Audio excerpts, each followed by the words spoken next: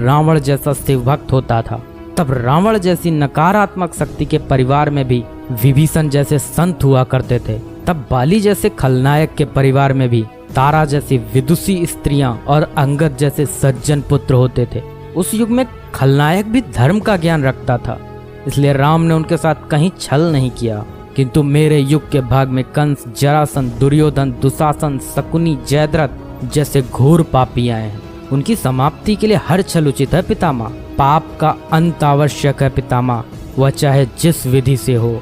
भीष्म पितामह ने पुनः प्रश्न किया, तो क्या तुम्हारे इन निर्णयों से गलत परंपराएं नहीं प्रारंभ होंगी केशव? क्या भविष्य तुम्हारे इन छलों का अनुसरण नहीं करेगा? और यदि करेगा तो क्या यह उचित होगा? कृष्ण ने कहा, भविष्य तो इससे भी अधिक नकारात्मक आ रहा है पितामह। कलयुग में तो इतने से भी काम नहीं चलेगा, वहाँ मनुष्य को कृष्ण से भी अधिक कठोर होना होगा, नहीं तो धर्म समाप्त हो जाएगा।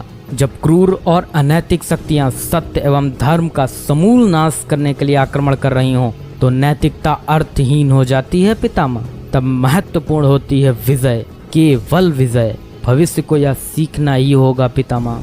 भीष्म पितामह ने पूछा, क्या धर्म का भी नाश हो सकता है केशव?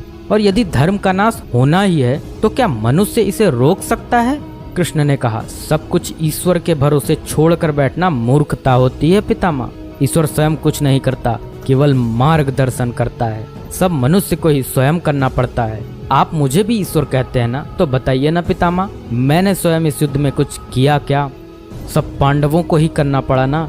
यही प्रकृति का संविधान है। युद्ध के प्रथम दिन यही तो कहा था मैंने अर्जुन से, यही परम सत्य है। कृष्ण की बातों को सुनकर भीष्म पितामह संतुष्ट लग रहे थे। उनकी आंखें धीरे धीरे बंद होने लगी। उन्होंने कहा, चलो कृष्ण, या इस पृथ्वी पर अंतिम रात्रि है, कल संभवतः चले जाना होगा। अपने इस अभागे भक्त पर कृपा करना कृष्ण। कृष्ण ने मन में ही कुछ कहा और भीष्म को प्रणाम कर लौट चले।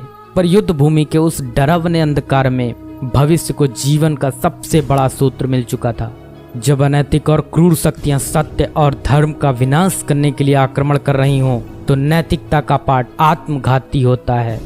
ईश्वर कुछ भी नहीं करते, ईश्वर सिर्फ राह दिखाते हैं। सब कुछ हमें ही करना पड़ता है और ईश्वर के भरोसे हाथ पर हाथ रख के बैठे रहना मूर्खता होती है।